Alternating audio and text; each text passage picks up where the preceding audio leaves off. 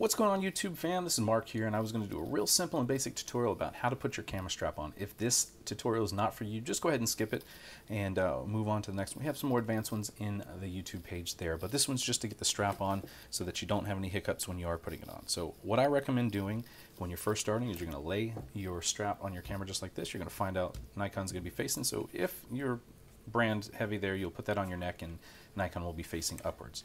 From there, just take this and drag it over just like this. First thing you want to do here is you're going to make sure this guy is on here if you want to use it. Some people use it. This is the little carrier that holds the strap into place and kind of keeps it so that you don't get a bunch of twisting. So what I want to do is I'm going to take this piece here, I'm going to go up and under and feed it through. Now when you're looking at these little holders here that Nikon puts on there is going to be upside down. You don't need to twist it and do all that, because when it is upright, Nikon, that logo's on here, is up. I don't normally use straps on mine. I use this spider holsters, which is right there. This is a belt that goes on my waist, and then these little pins lock into the belt there, and then that's pretty much how they go. They click in and lock in like a utility tool belt for a police officer or construction. The link is in the description for that if you'd like to check those out. I recommend they're my favorite, but today my assistant that's working with me charity does not have spider holsters, and she's using one of my backup cameras today. And we're putting this on the Nikon D4. So let's go ahead and do this. We're going to slide this in. Remember, if you got messed up, put this over here, slide it over. You're going to find your way back to that, and then slide it through in reverse, if you will. That's what I like doing on mine. Then from there, I like to feed it through here. If you want to do that, you can. This is just a way to kind of keep the lower half cinched together. And if you do get stuck, one of the things that I recommend doing is leaving you a little bit of slack on this side over here. Put it in as far as you can there. And if you can't get any more, wiggle it a little bit, but then push and pull this side over here just a little bit. So you're gonna see that come out the side over here. Then you can push it a little bit more and just grab it. That's the trick to it, is using that friction to slide it through. And what I want to recommend here is leaving yourself enough slack, because you're gonna have to bring all of this up and through so that it locks on.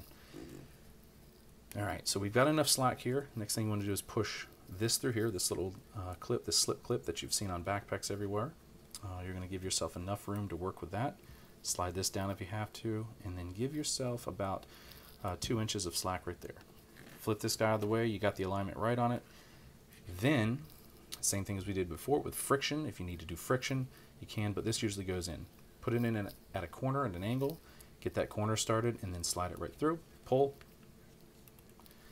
Now, you're going to be happy you left yourself some slack like this, so it's a little bit longer, about 3 or 4 inches like that. Pinch these two together, pull them away from you, and use the camera's weight to hold that. Using that same technique, using just the corner, push that down and in there. Real simple and easy. Hopefully. And then once you do that, sometimes this is the hardest part. So that's why I recommend using the corner. That way you can push it, and also you're pushing in a straight line with that rigid part that they use to singe this end when they do the cuts. So you want to pull it out about 1.5 inches, do that, and then pull the rest through the back. Then when you're done with that, pull the rest through here.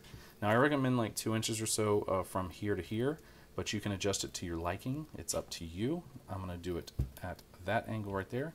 Slide this guy all the way up, pull this one through like that, and then now you got it. So I put it through here just so that you can kind of control this. Some people put it on this side so that this stays together, but with the way that I do it, I keep it about 1.5 inches like that, and I never have any troubles with it. So this just goes down and keeps this from snagging on things. That's the most important part. Why I put it down here is because if this opens up and you're walking by a bush or something like that and it goes in, it'll snag it. So let's go to the other side. We'll get that done. You can reduce this down to do the adjustment on here. I'll show you how to do that once we get the other side on. Make sure Nikon's still upright right here. Come all the way over to the other side, just like this. Feed it through just like we were saying just a minute ago. It feels like it's upside down, but you're feeding it from the bottom through and then the top. So now we've got this guy. We're going to do the same thing again. Remember, use friction. If you must, it is a little bit tighter to get through here, so that's the problem. And don't try to force it like what we were doing before with pinching it. That's not going to help you at all, as we did with the strap going in. Get it right there, pull it a little bit. You're going to see it come through, push, use some slack there, pull. There it goes. So now we've got the corner there. We can push a little bit more, and we still have some slack.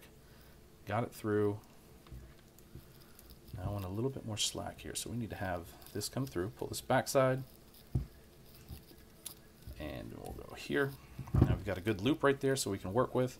Pull it all the way through. We're going to take this, push it right through here. And this one's easy. Putting it in an angle so that you're pushing more with a straight line, using that rigidness of that melt there. Pull this all the way back and through. And back down. Kind of wiggling it at an angle. You can see it through the back. Flip it over so you can see it real well. You can see just the tip of it kind of coming through there. Then, again, using a fingernail, it comes through pretty quick. Leave you about 1.5 inches. Pull the rest back through. Now, if you want to adjust it, since this one is only about like that long, what you can do to adjust it is you're going to take your slack, which is not going through the bottom. You can take your top side and pull that through till you get the right adjustment there. Now I'm going to pull this guy back through, straighten this out nice and flat. I'm going to make this one a little bit shorter so you can see it. There we go. Pulling it through, down, around, and back. So there we go. We got it. Now I want 1.5 inches here, as I was mentioning earlier, like that. So we're going to have to make some adjustments on that. I want to make sure this doesn't move, so I'm going to hold it back here, pull back, and there we go. So we've got both sides about the same angle. Let's see if I can show you all the way through. Here's the clip. Here's the clip. Yeah, it looks pretty good. That's how you do it. I know this is basic. Thanks for watching. We're strapping this onto the Nikon D4. Currently now we're shooting with the Nikon D850. I'll put a link in the description for that. Nice favorite camera. This is a very fast shooter, very quick, but we went back down to the smaller body, as you can hear here for this one here. Nikon D4, D850 is our new one. We're setting up the camera strap for our assistant today. Got it on there. Everything's good to go. Give it a little tug if you want to make sure nothing's slipping. Perfect. Thanks again, guys, for watching. I will see you next time.